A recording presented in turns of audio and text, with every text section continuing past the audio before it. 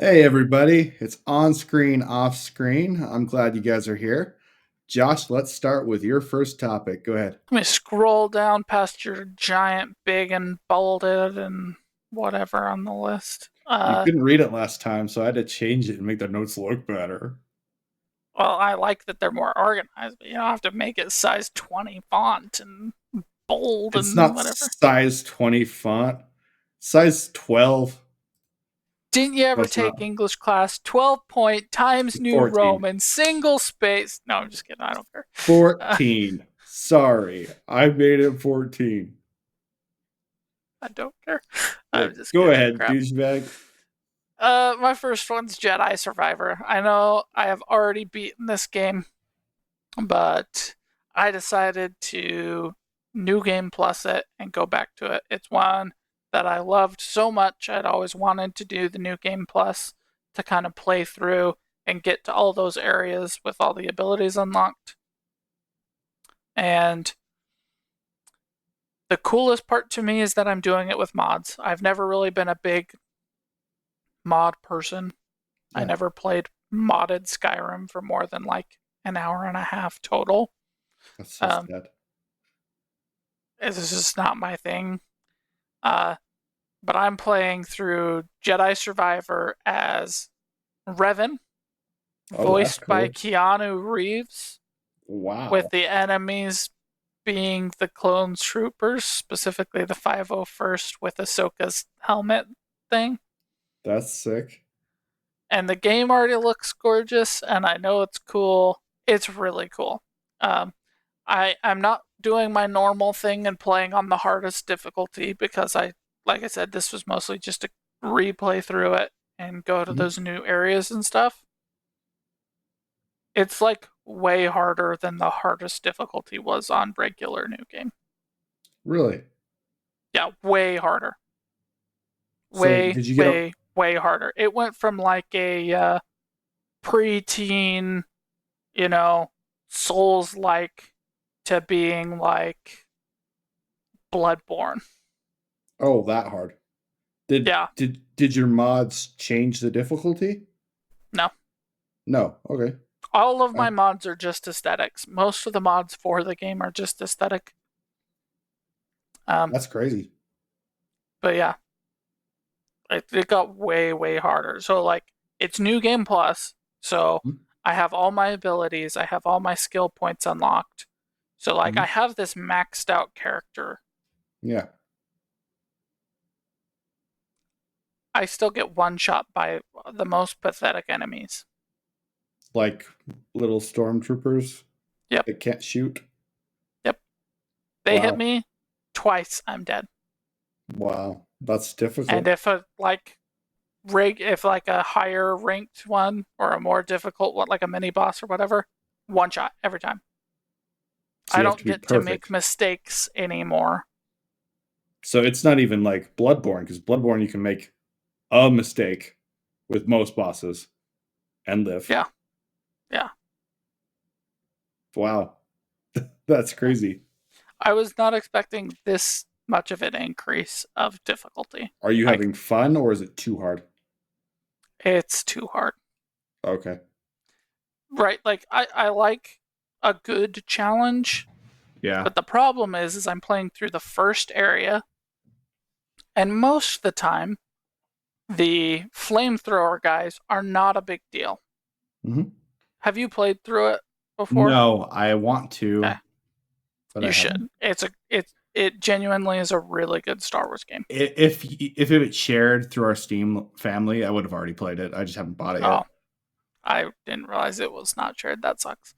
Um, but anyway, so you go through this like first thing, and you're fighting like two guys at a time, three Okay. guys at a time, right? Okay. And then it sticks you into this tiny room full of 15 guys, and three of them have flamethrowers. And they start on the opposite side of the room. So basically, they said in New Game Plus, you're supposed to be so good that you can go through this, cut through all of these guys, and kill these guys before they can turn their flamethrowers on you. Because the second that they ignite those things, you're dead because you can't block it and you can't dodge it. because there's 3 of them. You're just gone. Game over. You're just Done. gone. Yep. So I just died and died and died and died and died and died. And these are just basic guys. And like I said, most of the time they're not a big deal because normally you can just like force, like lift and pull them to you and then stab them. So you can get them before they get close enough with the flamethrowers. But you're already in this tiny room. It's just big enough you can't just like throw your lightsaber and kill everyone. But it's small enough that they just like get their 3 little, like I could kill everybody else in the room. But the room's not big enough that you can even kite them around. Yeah, but the flamethrowers will just come in and kill me again and again and again. And I got really annoyed. I was almost like, I'm going to turn this down to Padawan difficulty just to get past this one part. This is freaking irritating.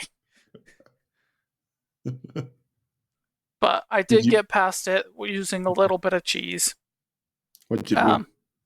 I went into the room and killed 3 guys and then went out of the room and healed and went back into the room and killed 3 guys and went out of the room and healed and then wait for the flamethrower guys to reset so they started on the opposite side of the room and then went back into the room and threw my lightsaber and killed one and force grabbed one and killed one and left the room before the 3rd one could turn his flamethrower on and then wait for him to reset and go back to the other side of the room. They got back into the room and force grabbed him and killed him.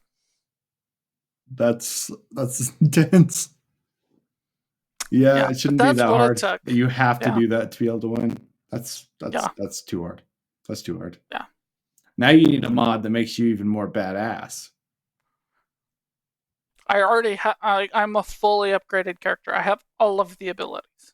I know you need a mod that gives you more abilities and more badassness. There is a mod that unlocks the dark side all the time. That'd be cool. But I don't want to do that. You don't even have any interest? No. I'd be interested in trying that out. No? There's a part of the game where you get to do the dark side thing. Oh, okay, cool. And it just basically is like, hey, we're going to take that mechanic and we're going to apply it to the whole game. That's what the mod does. And I'm like, don't care. I like being a good guy.